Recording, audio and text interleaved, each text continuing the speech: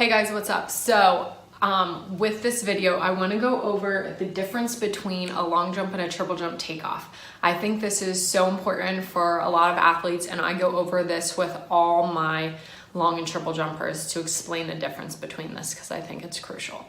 So for those that don't know me, my name's Fallon Headings. I'm a track and field coach and a physical therapist.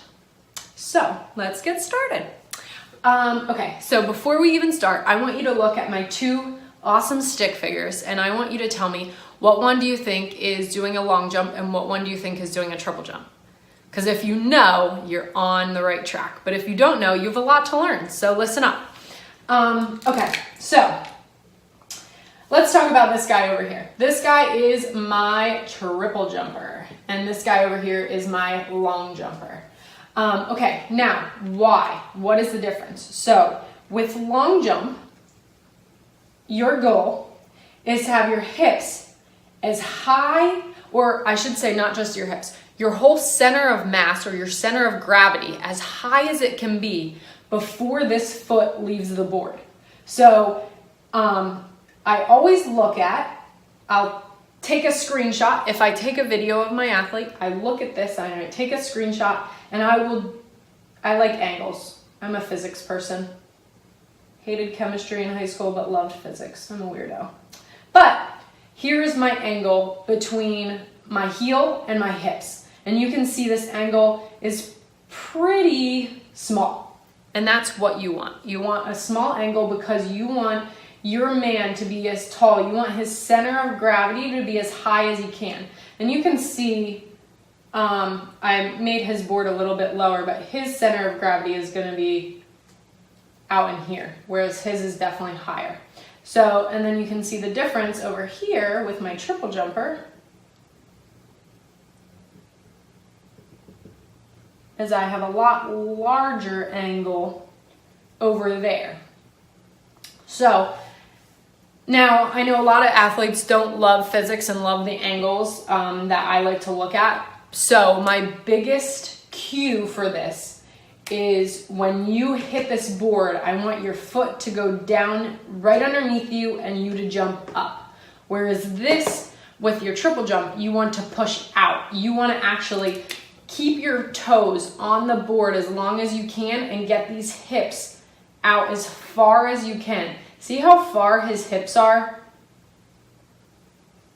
over the board? There's a good distance between the board and his hips, where his hips are right near the board.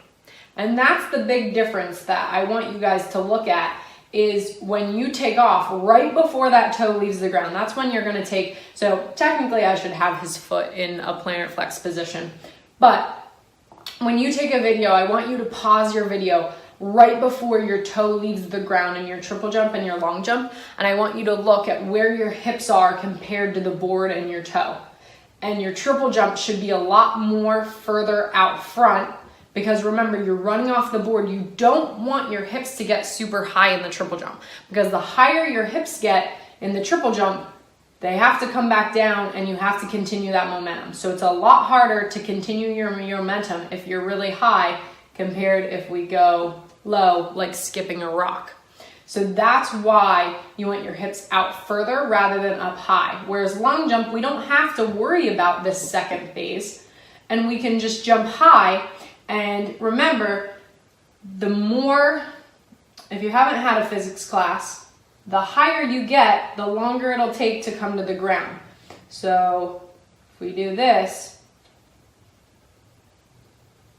remember, there's a speed factor in it as well, but the higher you get with the same amount of speed, say we leave the ground at the same speed, say we're running 14 miles an hour, we're fast. So we leave the board at 14 miles an hour. This guy's gonna go a lot further because he has more time in the air, whereas this one, if we don't jump up as high, and our peak of our jump is here compared to here, you're only going to land here, whereas this guy is going to land all the way out here. So that's why it's really important to get your hips nice and high before you take off, because it's going to increase the peak of your jump. So these are my takeoff basics. We just went over a lot of information in 5 minutes.